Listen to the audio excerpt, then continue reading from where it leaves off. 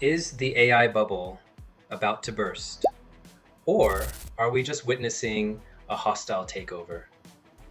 Hi everyone, I'm Jerry Chen from Thrust IQ, and today we are looking at the 2026 AI forecast, and the consensus among top voices is shifting fast. We are combining insights from market analysts, warnings from the big short investor Michael Burry, and reality checks from Elon Musk. If you think the current hierarchy of AI is set in stone, you need to hear this. Let's start with a historical warning. You might know Michael Burry from The Big Short. Recently, the market has been buzzing with a comparison he and others have drawn. They say OpenAI is looking a lot like Netscape in the 1990s. For those too young to remember, Netscape was the pioneer that owned the internet browser market, until Microsoft used its massive cash pile to crush them with Internet Explorer. Today, analysts see a similar Netscape moment forming. OpenAI is the innovator, but Google is the cash-rich giant coming for the kill. Google's Gemini 3 is surging. It is arguably the strongest model out there right now, or at least a very close second. While OpenAI has reportedly entered a code red to rush out new products, Google is leveraging its massive ecosystem, YouTube, search, and unlimited funding to close the gap. This brings us to the money. While OpenAI's traffic growth is stalling, Gemini is skyrocketing.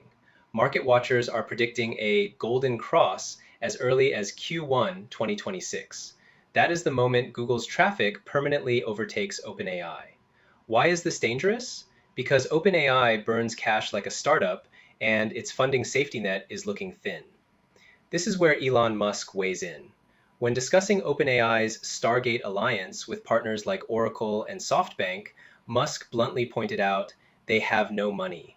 He is referring to the fact that compared to Microsoft or Google, these partners lack the liquid cash to fund a trillion-dollar infrastructure war.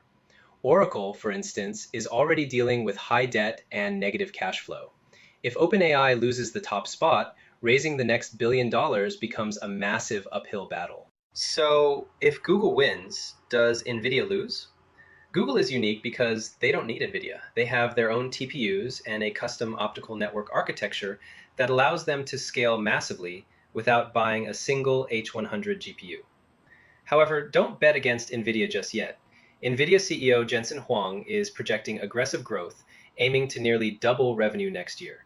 Even if Google is self-sufficient, giants like Meta and Amazon are still lining up for NVIDIA hardware.